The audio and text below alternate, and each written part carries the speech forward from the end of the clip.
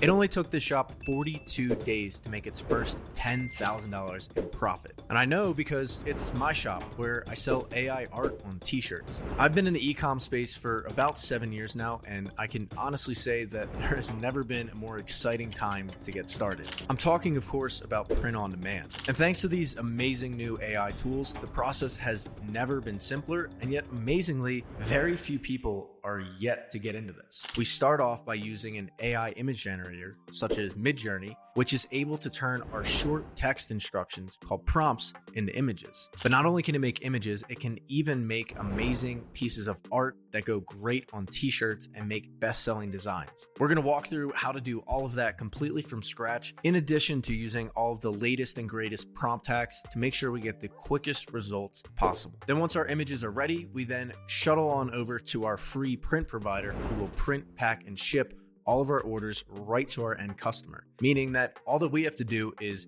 make the images, upload them, and then collect the profit in between when a customer places an order from our website. And having customers who buy from you multiple times means that you have what's called business equity or value in your business. And that means that it's an asset that can actually be sold, which is exactly what I did with Yoga Stay. That was one of my first print on demand brands that I built and sold to a company called Open Store. And that's exactly the strategy that we're going to be covering today.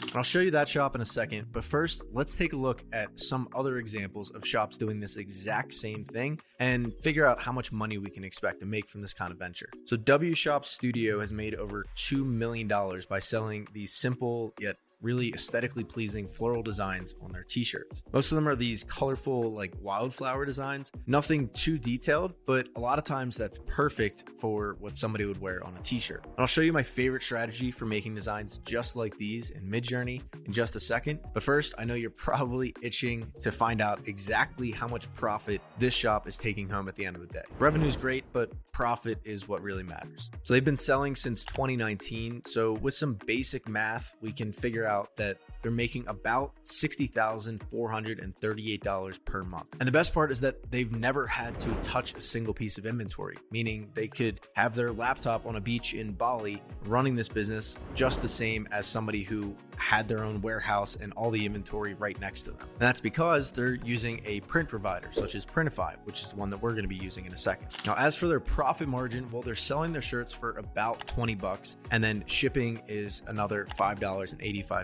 Now, taking a look at the invoice for one of my recent orders, you can see that Printify charges about $13.18 for a one shirt order. Again, doing some pretty basic math, that leaves us with $12.67 in profit per order. Then you have to consider that there's the transaction fees, and they're selling on Etsy, so there's fees associated there. So we can conservatively estimate that they're making about 11 bucks per shirt. And keep in mind that number can actually be a lot higher for orders where customers buy more than one shirt. That's because our shipping cost drops substantially on Printify for orders with more than one or two shirts. With all that in mind, we can very conservatively say that they're at about a 40% net margin at the end of the day. And taking 40% of $60,438 per month leaves us with a total net profit of $24,175 take-home income at the end of every single month. No offense to them, but they're not doing anything special.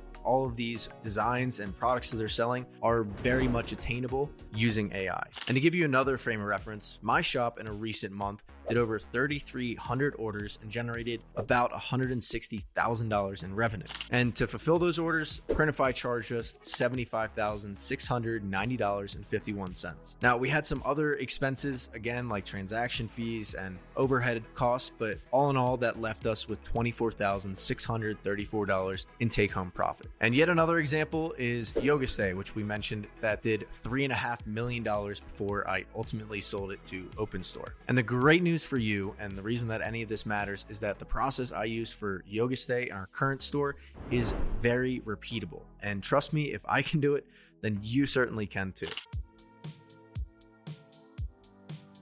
So now that we've seen how much these stores can expect to make, there is one trap that we want to be sure to avoid that can certainly mean the death to any brand new print-on-demand AI store. Once we've successfully sidestepped that, then we're going to move on to our design generation. But first, let's talk about that trap and how we can avoid it. Your target market, or better known as a niche, is the lifeblood and most important decision that you will make as you start your new store. Now, there's a lot of convoluted information around how to pick the right niche, so we're going to break it down extremely simply. The way we're going to do that is by writing down a list of 10 interests that you have. These interests can be anything. It can be everything from books to ice hockey to going skiing to drinking coffee.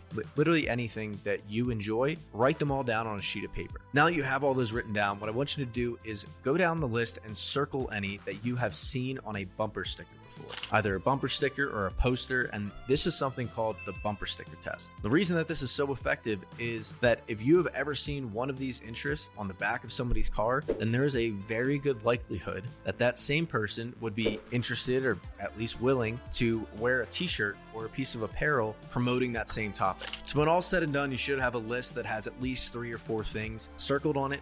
And the way that I do my niche selection is after I do that process, just select the one that has the largest market size. The largest interest that you know is popular around the world, that's a great option. Yoga, for example, was the perfect niche because it's something people are super passionate about. It's all around the world, and people definitely love to show off that they do yoga. So if you can think of anything else like that, it's probably a really good niche. Last thing about niches is that it's important that it's something that you're interested or passionate in for a couple of reasons. Most importantly, it's a lot more fun working on a business that you actually like. And second of all, it's a lot easier doing product research and figuring out what that customer would want when you yourself are that customer. So that's why we select niches that way. It's much better to choose something that you are already the customer of than it is just picking something, random off the street. But if you're still stuck, then you're in luck, because here's a list of 20 niches that are prime for growth in 2024 with print on demand and AI. So go ahead and take your pick, and let's move on to the next step.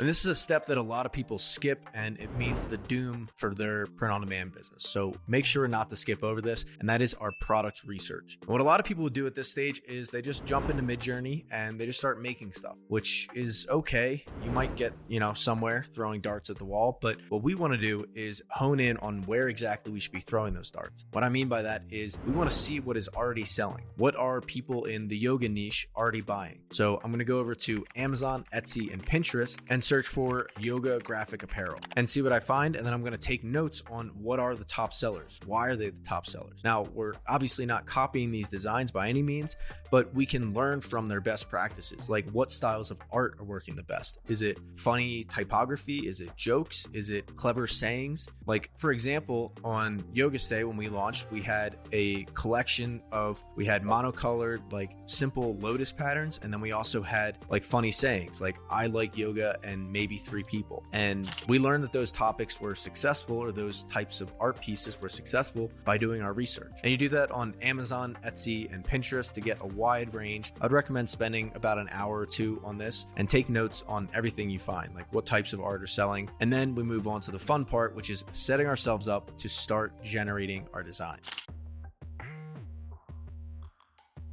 And to do this, we're going to be using one of the easiest AI art generators in the world right now, and that's called Midjourney. To gain access to it, it's very straightforward. You're just going to go over to their website here and click Join Beta in the bottom corner. Once you do that, you'll be prompted to join their Discord server, where you're going to be thrown into a bunch of newbie group chats where you're able to see thousands of designs being generated every minute by Midjourney's other users, which is fun to get some inspiration and see what other people are working on. But for our purposes, we're going to have a separate conversation with the Midjourney bot and not have to worry about all of our designs getting lost in the mix. Discord is completely free for starters, and Midjourney, in order to get the commercial rights to the designs we're going to be generating, is $10 per month. So once you've decided you definitely want to move forward with this business, it's a $10 investment that, in my opinion, is well worth it, and you can make hundreds hundreds of images every month for basically $10. But the way we set up our separate server is by clicking this plus button right here. And then you hit create my own for me and my friends, and you can name your server whatever you want. You can think of your server as like a separate group chat, basically. Then we'll add the midjourney bot to our private room by just selecting it here and clicking add to server.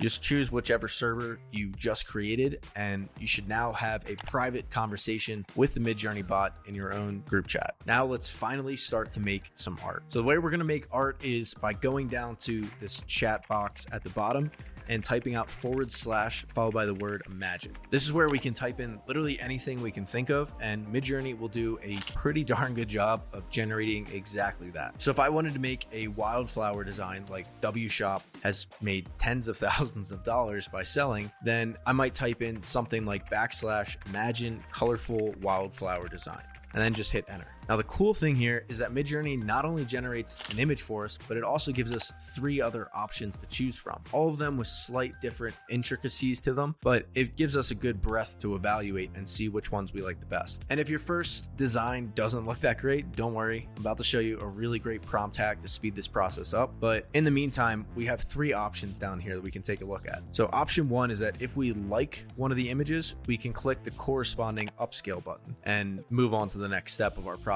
Our second option is that if the design is close but not quite there, then what we can do is simply click the reroll button.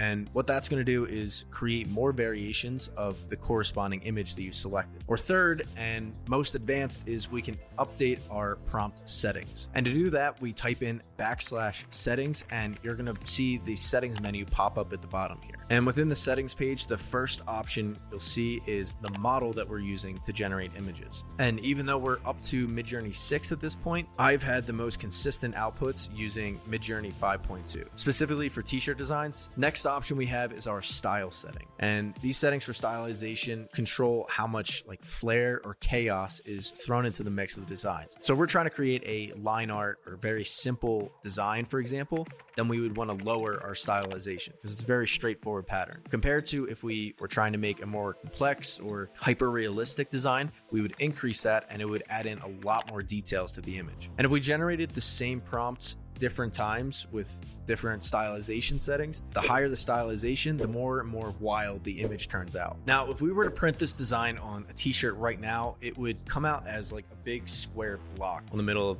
the customer's chest, which maybe some people are into that, but a lot of our customers are not. The reason for that is 1, it looks bad, but 2, and less obviously, it will get all crinkled and it won't hold its quality for very long. After just a handful of washes, it'll start to like peel off and it'll look really crappy. So the way that we fix that is pretty straightforward nowadays, and that is by using a free background removal tool such as ClipDrop. And using ClipDrop is really simple. All that you do is go over to their website and upload the file that you want to remove the background of. And it's free to use if you're just doing individual files. They do charge if you are doing like hundreds, but you can do, I think it's up to 10 completely for free. So you just go over to ClipDrop, upload your image, and within a few seconds, it's going to give you a file that has the background completely removed and is pretty much perfect for printing on a t-shirt. So now that our design file is ready to go, last step for us is to upload it to Printify. And to do that, again, it's very straightforward. All you're going to do is click the link in the description below and open up a free Printify account. Once you're in your account, you're going to navigate over to their catalog and select the product that you want to upload your design to. Now, there's literally hundreds of products for you to choose from, but for the sake of this video, and the product that I've personally sold the most of is the Gildan 64000. It'll then show you a bunch of different printer options. I've personally worked with Monster Digital by far the most and always had a great experience, so we'll use that one for this video. Once you click start designing on Monster Digital, you then simply click to upload your design and then drag and drop it to fit on the t-shirt where you want it to be. We want it to be about here. We don't want it to be all the way at the very top, but in a good location for a t-shirt. We also don't want it to be too low. So around here is a good spot. After we've positioned the design properly, we then select the colors that we want it to be on, and then we can move on to the next step where we see all of the mockups that Printify automatically generated for us. Then it prompts us for a title and description, which which honestly, I'm not that creative. So I'm just going to go over to ChatGPT and ask it to generate it for me. Then we update our pricing, and I personally sell all of our shirts for $26.99 for small through XL. 2XL is $27.99, and 3XL, I think we normally do $29.99. And that gives us a pretty healthy margin after all fees and transaction costs. Next, we're going to create our Etsy account, which is the platform where we can probably most easiest set it up and start taking potential sales the fastest. And to do that, you're just going to go over to Etsy.com and scroll down to the bottom and click Start Selling with Etsy. You're going to click Open Shop and go through their basic free setup for a new shop. And then once you sync your Etsy shop with your Printify account, it will automatically publish all of your latest products directly to your Etsy store, meaning that you're able to go from having nothing, no design, no anything, to products that are live on a website ready for people to buy and start scaling your business.